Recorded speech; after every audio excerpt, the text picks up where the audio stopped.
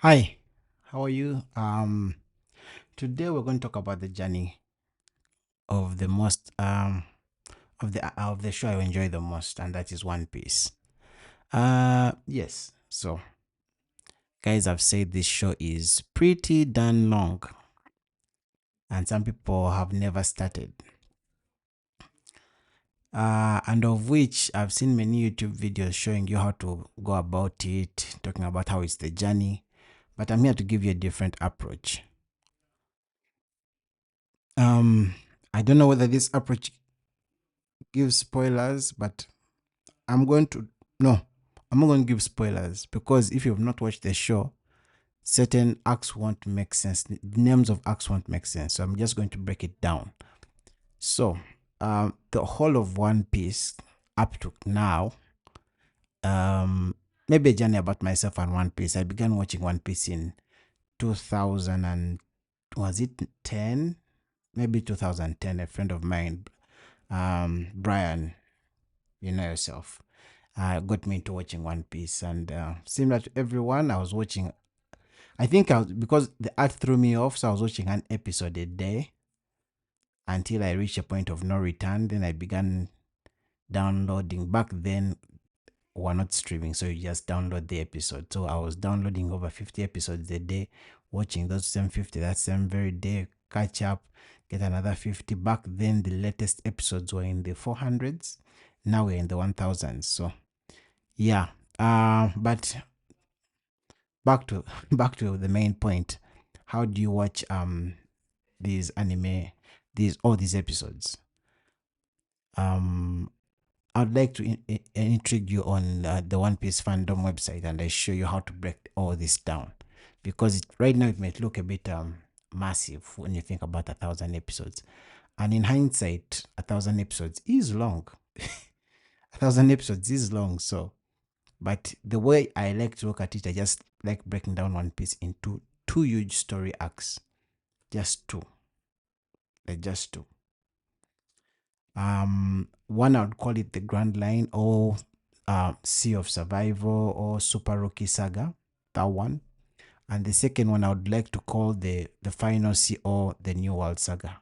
I'm saying I would like to call. They are called the Final Sea, or the New World Saga, and the initial one, the Grand Line Saga, or the Sea of Survival for the Super Rookie Saga. So just those two. And then within those two, there are major story arcs. Now within the first one, which I'm calling the Grand Line Saga, there are primarily 1, 2, 3, 4, 5, 6 big story arcs.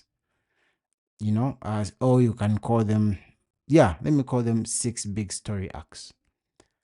And then in the final, the New World Saga, as we are right now in the episodes, even in the manga, it is 1, 2, 3, 4, 5 story arcs that are uncounting, but as we are now, there are 5 story arcs.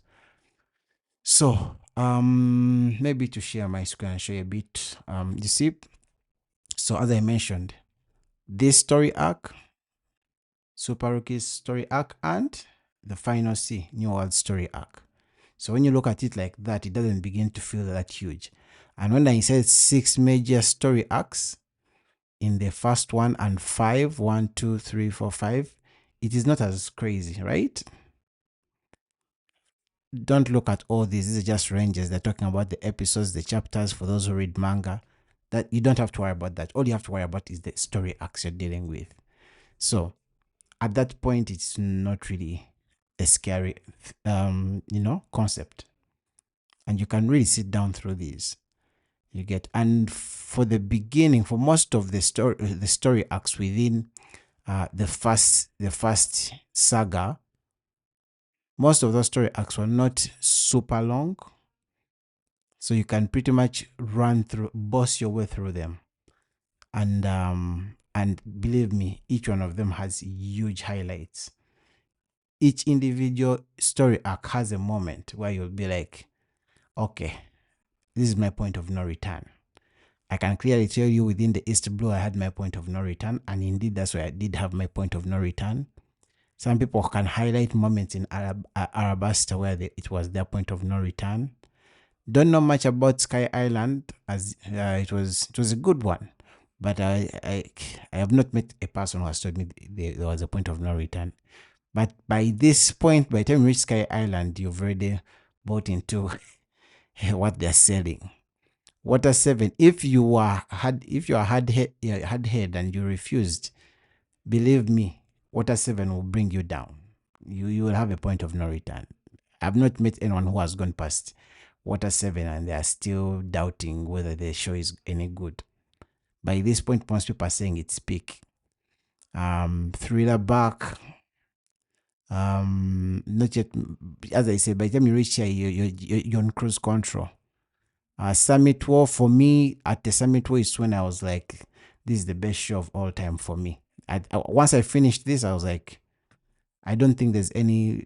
It even took me a while regrouping, entering this new final C because of this. Because this Summit War took me and left me like, it put a huge imprint on me that it took a while for me to I felt like this was a fresh start, because I was like, whoa, yeah. But at this point, at the final Summit big story arc, One Piece was it for me. Nothing could come close. And by the time you're here, pretty much you're on cruise control and you're having fun. So it's Fishman, Dressrosa, Whole Cake, Wano, and Egghead, where we currently are. So yeah, just wanted to give you a snippet on maybe how you can tackle mentally One Piece, and you don't have to think about the episodes. Just think of them as story arcs. Yeah, that was it. Yeah. The next video I'm doing is I'm going to rank the story arcs. I think I'm going to group them, because if I do all of them all at once, it will become a bit it will be a bit of a longer video. So I'm going to break it down. Maybe I may do